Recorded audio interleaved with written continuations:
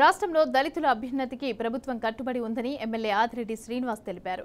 రాజమహేంద్రవరం నగరపాలక సంస్థ ఆధ్వర్యంలో ప్రత్యేక నిధులతో క్వారీ కూడలిలో ఏర్పాటు చేసిన అంబేద్కర్ విగ్రహాన్ని ఆయన ప్రారంభించారు. ఇక గత ప్రభుత్వం దళిత సంక్షేమ పథకాలను తొలగించిందని అన్నారు. తమ ప్రభుత్వం దళితుల ప్రధాన సమస్యలపైన దృష్టి పెట్టిందని అన్నారు ఎమ్మెల్యే.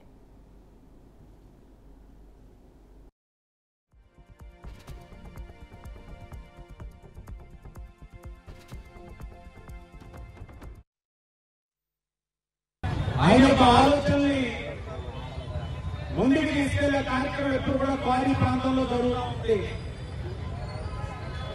దాంట్లో భాగంగా అంబేద్కర్ గారి యొక్క విగ్రహాన్ని ఈరోజు ప్రారంభించుకుంటున్నాం.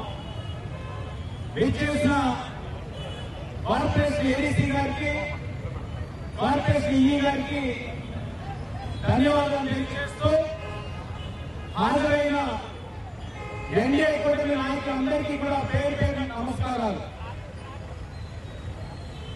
అంబేద్కర్ గారి యొక్క స్ఫూర్తితో ఈరోజు ఎన్డీఏ కూటమి మనందరూ కూడా ముందుకు వెళ్తాం. ఈ రాష్ట్రంలో మీరు గమనించినట్లయితే గత 5 సంవత్సరాలుగా అంబేద్కర్ గారు ఏదైతే రచించున్నారో రాజ్యాంగాన్ని కానీ రాజ్యాంగ వ్యవస్థని కానీ ఏనాడు కూడా ఈ రాష్ట్రంలో గత 5 సంవత్సరాలు గౌరవించిన పాపానికి పోలేదు.